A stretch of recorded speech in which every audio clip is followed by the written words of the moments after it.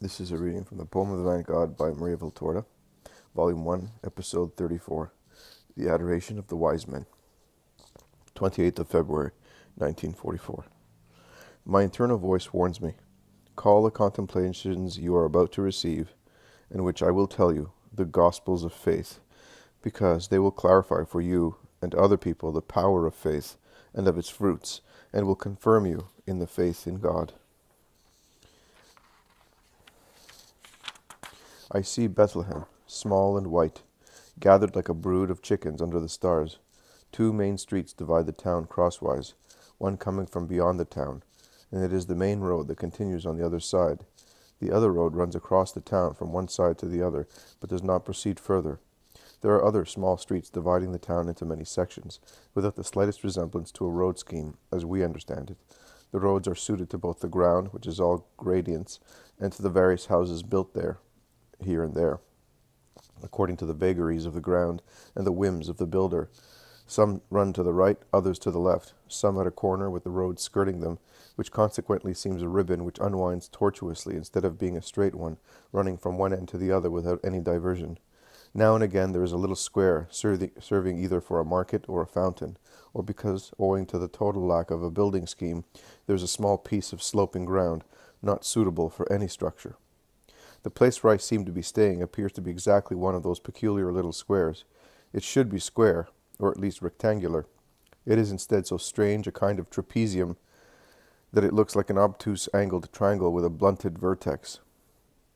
On the longest side, the base of the triangle, there is a low, wide building, the widest in the village. Outside there is a smooth, bare, high wall with only two doors, which at present are closed. Inside, instead, in the large square, there are many windows on the first floor, underneath. Instead, there are arcades surrounding yards strewn with straw and rubble, with drinking troughs for horses and other animals. Attached to the rustic pillars there are rings to which the animals are tied, and on one side there is a large shed to shelter herds and mounts. I realize that it is the Hotel of Bethlehem. On the other two equal sides there are several houses, some large, some small, some with a little orchard, some without, because in some cases the front of the house looks onto the square. In other cases it is the rear of the house facing the square. On the narrow side, facing the caravanserai, there is only one little house with an outside staircase, which reaches the first floor and leads into its rooms. All the rooms are closed because it is night. There is nobody in the streets, as it is so late. I notice that the night light is increasing. It descends from a sky crowded with stars, which are so beautiful in the eastern sky. They are so bright and large, and seemingly so near, that it is possible to reach them and touch those flowers sparkling in the velvet of the vault of heaven. I raise my eyes to see the source of the increasing light, a star of such unusual size that the moon seems small in its comparison, is moving forward in the sky of Bethlehem, and all the others seem to vanish and make room for it, as maidservants do when their queen passes by. Its brightness is such that it outshines them all. From the sphere, which looks like a huge, pale sapphire lit up internally by a sun, a trail departs, in which blonde topazes, green emeralds, opalescent opals, blood-red flashes of rubies, and gentle sparklings of amethysts mingle with the prevailing pale sapphire. All the stones on earth are in the trail that sweeps the sky with a fast and undulating movement, as if it were alive. But the prevailing color is the one emanating from the globe of the star, the heavenly pale sapphire hue which comes down and makes the houses, the streets, the ground of Bethlehem, the Saviour's cradle, look like blue silver. It is no longer the poor town which by our standards is smaller than a country village. It is a fantastic town of a fairy tale, all in silver, and the water of the fountains and of the vessels is liquid diamond. And with a brighter radiation of light, the star stops over the little house on the narrowest side of the square. Neither the people dwelling in it nor the people in Bethlehem see it, because they are all asleep in their closed houses. But the star quickens its shining pulsations, and the trail vibrates and waves faster and faster, drawing a kind of semicircle in the sky. And the sky lights up because of the net of stars drawn by the trail, a net full of precious jewels which shine and color all the other stars with the most graceful hues, as if they were communicating their own joy to them. The little house is transfigured by the liquid fire of gems. The roof of the small terrace, the dark stone steps, the little door, are like a block of pure silver sprayed with diamond and pearl dust. No royal palace on earth has ever had, or ever will have a staircase like this one, built to be used by angels, and by a mother who is the mother of God. The little feet of the Immaculate Virgin can alight on that white splendor, the little feet which are destined to rest on the steps of God's throne. But the Virgin does not know. She is awake near her son's cradle and is praying. There are splendors in her soul which outdo the splendor with which the star is decorating material things. From the main road, a cavalcade is approaching. Harnessed horses are led by hand. Dromedaries and camels bear riders or are carrying loads. Their hooves make the sound of water that rustles and breaks against the stones of a torrent. When they reach the square, they all stop. The cavalcade, lit up by the star, is a fantasy of splendor. The harnesses of the most rich mounts, the clothes of the riders, their faces, their baggage, everything shines, and the light of the star increases the splendor of metals, leathers, silks, gems, coats. Eyes are radiant and mouths smiling because another splendor shines in their hearts, the splendor of a supernatural joy. While the servants move towards the caravanserai with the animals, 3 members of the caravan dismount from their mounts, which a servant takes away at once, and they walk towards the house, and they prostrate themselves, touching the ground with their foreheads to kiss the soil. They are 3 personages of power, as is quite obvious from their very rich attire. One of them, of a very dark complexion, who dismounts from a camel, envelops himself in a shamma, it's an Ethiopian garment, of pure bright silk, held tight to his waist by a precious girdle, from which a dagger or sword hangs with a jewel-studded hilt.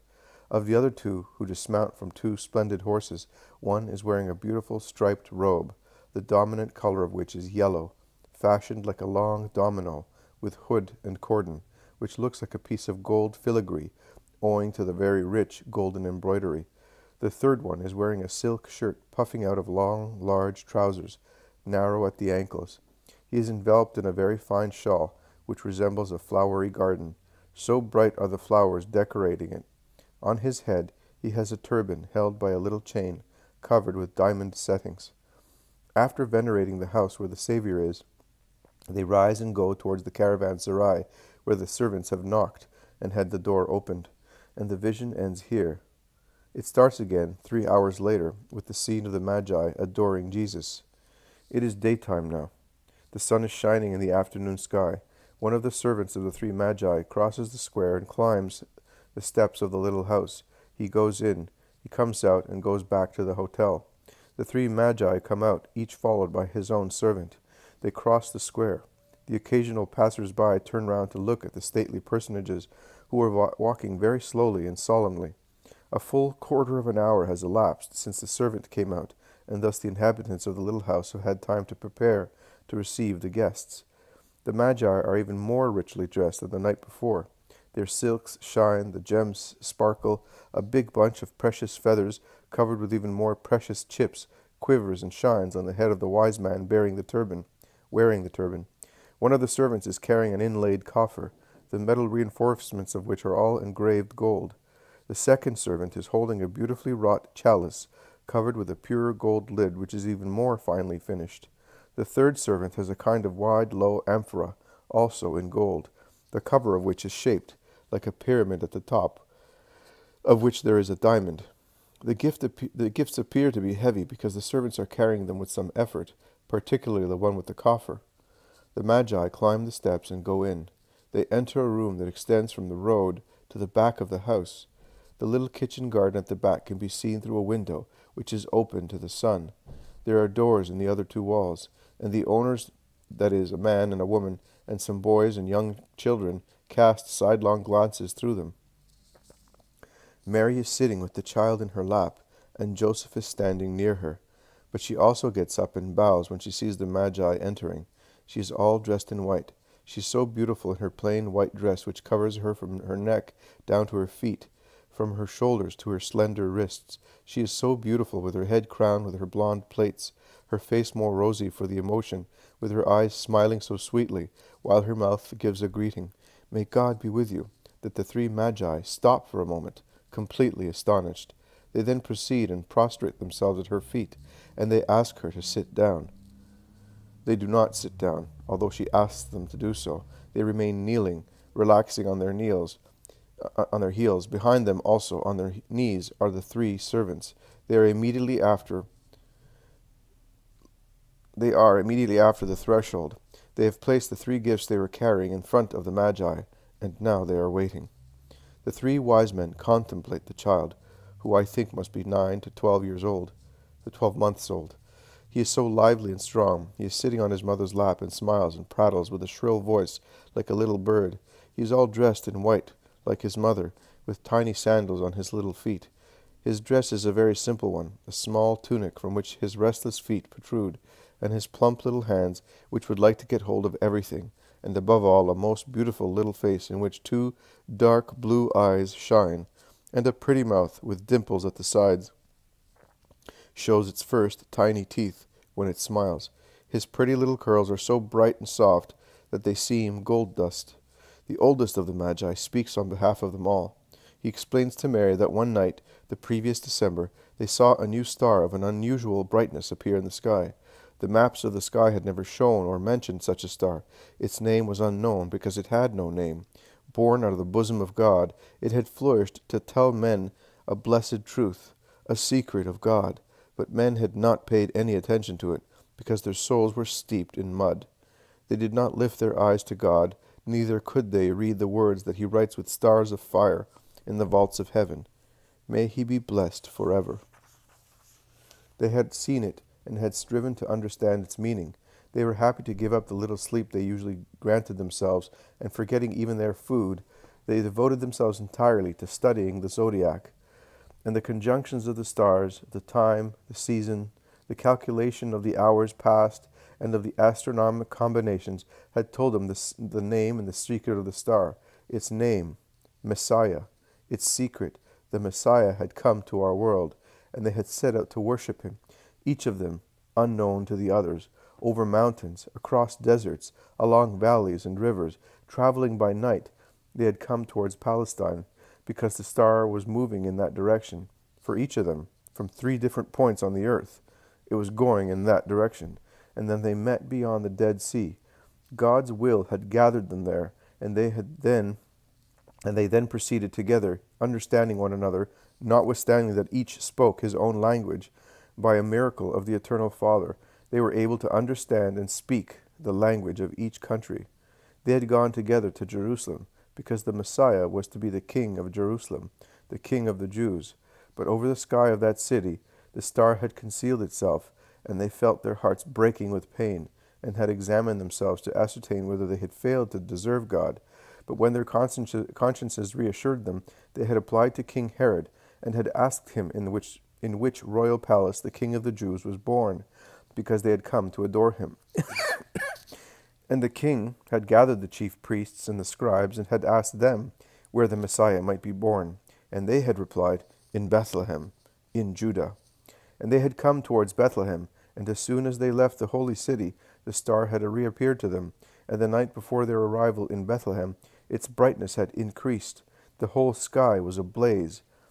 Then the star had stopped above his house, engulfing all the light of the other stars in its ray.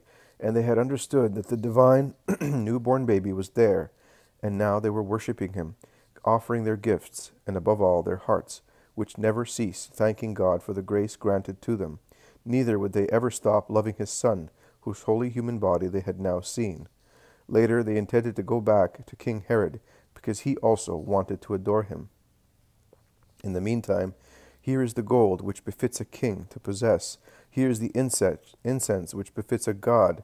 And here, mother, here is the myrrh, because your child is a man as well as God, and he will experience the bitterness of the flesh and of human life as well as the inevitable law of death. Our souls, full as they are of love, would prefer not to utter those words, and we would rather think that his flesh is also eternal as his spirit. But woman, if our writings and above all our souls are right, he is your Son, the Savior, the Christ of God, and consequently, to save the world, he will have to take upon himself the evil of the world, of which one of the punishments is death. This myrrh is for that hour, that his holy flesh may not be subject to the rot of putrefaction, but may preserve its integrity until its resurrection. And on account of this gift, may he remember us and save his servants by allowing them to enter his kingdom. In the meantime, that we may be sanctified, will you, Mother, trust your little one to our love, that his heavenly blessings may descend upon us while we kiss his feet. Mary, who has overcome the fright caused by the words of the wise man, and has hidden with a smile the sadness of the doleful allusion, offers the child. She lays him in the arms of the oldest one, who kisses him and receives his caress, and he then hands him over to the other two. Jesus smiles and plays with the little chains and fringes of the robes of the three Magi, and he looks curiously at the open coffer, full of a yellow, sparkling substance, and he smiles at the rainbow produced by the sun, shining on the brilliant top of the lid of the myrrh. They then hand back to the child to Mary, and they stand up. Mary also gets up. They bow to one another. After the youngest has given an order to the servant, who goes out, the three men go on speaking for a little while. They cannot make up their minds to depart from the house. Tears shine in their eyes. At last they move towards the door, accompanied by Mary and Joseph.